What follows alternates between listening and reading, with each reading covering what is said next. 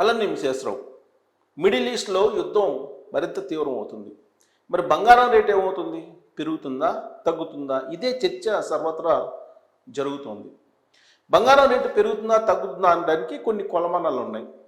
అది JP Morgan చెప్పినా, లేదంటే ఇంకొక గోల్డ్మెన్ సాచ్ చెప్పినా, ఎవరు చెప్పినా సరే కొన్ని ప్రమాణాలని బేస్ చేసుకొని అంచనా వేస్తూ ఉంటాయి. ఏంటి ఆ ప్రమాణాలు? ప్రస్తుతం యుద్ధం జరుగుతుంది కాబట్టి ద సేఫెస్ట్ ఇన్వెస్ట్మెంట్ ఏంటంటే బంగారం అని ఎవరైనా చెప్తారు. అందుకే స్టాక్ మార్కెట్లో పెట్టుబడులు పెట్టేటువంటి వాళ్ళు ఆ పెట్టుబడులు తీసుకొని బంగారం మీద పెడతారు. సురక్షితమైనటువంటి పెట్టుబడుల కింద వాటిని పరిగణిస్తారు కాబట్టి బంగారంలో పెట్టుబడులు పెడతారు. ఇక ప్రపంచంలో అనిశ్చితమైనటువంటి పరిస్థితి ఉంది కాబట్టి ఆయా దేశాలకు సంబంధించినటువంటి సెంట్రల్ బ్యాంకులు అంటే ఆర్బీఐలు, రిజర్వ్ బ్యాంకులు అవి బంగారాన్ని కొనుగోలు చేస్తాయి. ఇప్పటికే చైనా భారీగా బంగారాన్ని కొనుగోలు చేస్తూ ఉంది. ఇక మూడోది రూపీ వాల్యూ. మనకి రూపీ వాల్యూ డాలర్తో పోలిస్తే బలపడింది అనుకోండి, బంగారం రేటు తగ్గుతుంది. బలహీనపడింది అనుకోండి, బంగారం రేటు పెరుగుతుంది. ఇలా వైస్ వర్సా ఉంటుంది. రూపాయి విలువ మీద ఆధారపడి ఉంటుంది. ఇక 4 ద్రవ్యోల్బణం. రేట్లు విపరీతంగా పెరుగుతూ ఉంటాయి. రేట్లు విపరీతంగా పెరిగినప్పుడు బంగారం మీద వాళ్ళు ఇన్వెస్ట్ చేస్తారు. మిగతా కమోడిటీస్ అన్నిటికి సంబంధించినటువంటి రేట్లు పెరిగినాయి అనుకోండి, ద్రవ్యోల్బణం అదుపు తప్పింది అనుకోండి, అప్పుడు బంగారం మీద సురక్షిత పెట్టుబడిగా బంగారం మీద పెట్టుబడులు పెట్టడానికి, బంగారాన్ని కొనుగోలు చేయడానికి ఇష్టపడతారు. సో ఇవి ప్రాథమికంగా ఒక ప్రమాణాలు బంగారం రేటు పెరగడానికి. తగ్గాలి అని అంటే వీటికి విరుగుడు ఏంటి? ద్రవ్యోల్బణం అదుపులో ఉండాలి. ఇప్పుడు ద్రవ్యోల్బణం అమెరికాది 4.25% దాకా ఉంది సుమారుగా.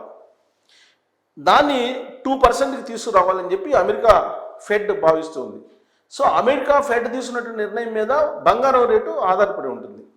అందుకే 2026లో ఈ మధ్య జూన్లో జరిగినటువంటి ఫెడ్ సమావేశంలో వడ్డీ రేట్లు పెరుగుతాయేమో అనేటువంటి ఉద్దేశంతో బంగారం రేట్లు తగ్గాయి. కానీ యథాతథ స్థితిని కొనసాగించింది ఫెడ్. మరి ఇప్పుడు ద్రవ్యోల్బణం అదుపు తప్పుతుంది. మరి అదుపు తప్పకుండా ఉండాలి అని అంటే వడ్డీ రేట్లను తగ్గించాలి. వడ్డీ రేట్లను తగ్గిస్తే బంగారం రేటు పెరుగుతుంది. సో కాబట్టి ద్రవ్యోల్బణాన్ని తగ్గించాలి అని అంటే వడ్డీ రేట్లను పెంచాలి. సో ద్రవ్యోల్బణాన్ని 2%కి తీసుకురావాలి అని చెప్పి అనుకుంటున్నారు. ఈ 2%కి తీసుకురావాలి ద్రవ్యోల్బణాన్ని అంటే అమెరికా ఫెడ్ వడ్డీ రేట్లను పెంచాలి. వడ్డీ రేట్లను పెంచింది అనుకోండి, బంగారం రేటు తగ్గిపోతుంది. ఇది ఎప్పుడు జరుగుతుంది? ఇప్పుడు అంతర్జాతీయంగా జరుగుతున్నటువంటి చర్చలు దాని ప్రకారం, ఆర్థిక నిపుణులు ఇస్తున్నటువంటి ఇన్పుట్స్ ప్రకారం 2026 చివరి నాటికి అమెరికా ఫెడ్ వడ్డీ రేట్లను పెంచే అవకాశం ఉంది అని చెప్పి అంటున్నారు. As of now America fed వడ్డీ రేట్లు పర్సంటేజ్ ఎంత ఉందంటే 3.5 నుంచి 3.75 వరకు ఉంది. ఈ మధ్యలో ఉంది. హైయెస్ట్ 3.63 ఉంది.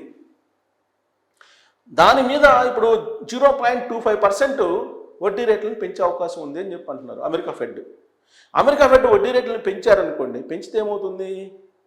అప్పుడు బంగారంలో ఉండేటువంటి ఇన్వెస్ట్మెంట్ని తీసి డాలర్స్లోకి మార్చేస్తారు, డిపాజిట్ చేస్తారు బ్యాంకుల్లో. సో దాంతో బంగారం రేటు తగ్గిపోతుంది. ఇది ఈ ఇయర్ ఎండింగ్కి జరిగే అవకాశం ఉందని చెప్పి అంతర్జాతీయ ఆర్థికవేత్తలు అంచనా వేస్తూ ఉన్నారు. సో ఎట్ ప్రజెంట్ అయితే ఇప్పుడు యుద్ధం జరుగుతుంది. అందుకే వాళ్ళు చెప్తున్నారు, సాధారణ పరిస్థితుల్లో ఈ కొలమానాల ప్రకారం బంగారం రేటు పెరగడం తగ్గడం ఉంటాయి. కానీ ఇప్పుడు మిడిల్ ఈస్ట్లో యుద్ధం జరుగుతుంది. ఈ యుద్ధం ఎటువైపు తీసుకెళ్తుంది ప్రపంచాన్ని అనేది అంచనా వేయలేకపోతున్నారు. ఆ కారణం చేత అమెరికా ఫెడ్ వడ్డీ రేట్లు పెంచుతుందా లేదా అనేది కూడా తెలియట్లేదు అని చెప్తున్నారు. ఇక మన రూపీ, మన విదేశీ మారక నిల్వలు, వీటన్నిటికీ మళ్ళీ ఇంకొక లెక్క ఉంది. మన రూపీ డాలర్తో పోలిస్తే బలహీనపడింది స్వల్పంగా. ఇప్పుడు యుద్ధం స్టార్ట్ కాగానే బలహీనపడిందంటే బంగారం రేటు ఎంతో కొంత పెరుగుతుంది. అందుకే నిన్న శనివారం రోజు కొంత పెరిగినట్టు ఉంది రిపోర్ట్స్. ఇప్పుడు యుద్ధం స్టార్ట్ అయింది కాబట్టి ఆయిల్ మొత్తం కొనుగోళ్ళు ఆగిపోతాయి. ఆయిల్ కొనుగోళ్ళు ఆగిపోయినప్పుడు ఆయిల్ రేట్లు పెరుగుతాయి.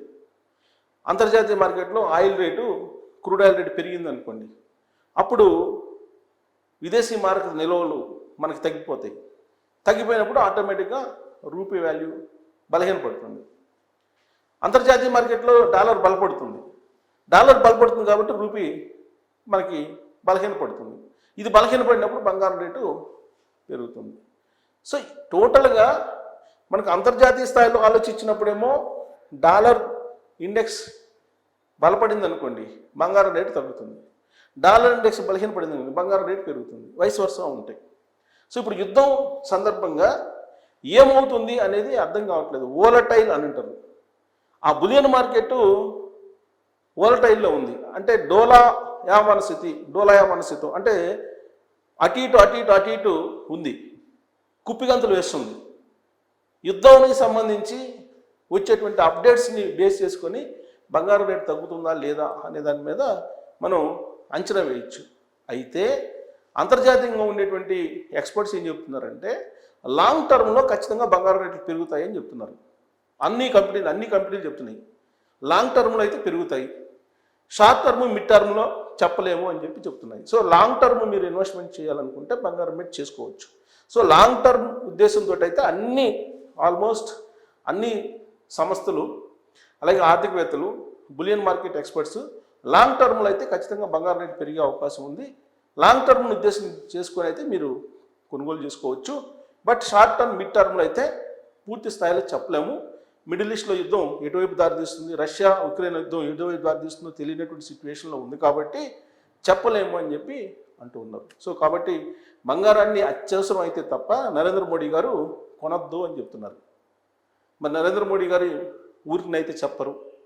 ఆయనకు అంతర్జాతీయ పరిణామాలు తెలుసు, గోల్డ్ మార్కెట్ బాగా తెలుసు. మరి ఆయనే కొనొద్దు అని ఉంటున్నారంటే మరి ఏదో రహస్యం అయితే ఉండి ఉంటుంది. అది ఏంటి అనేది మీరు కూడా ట్రోల్ చేయొచ్చు. Thank you.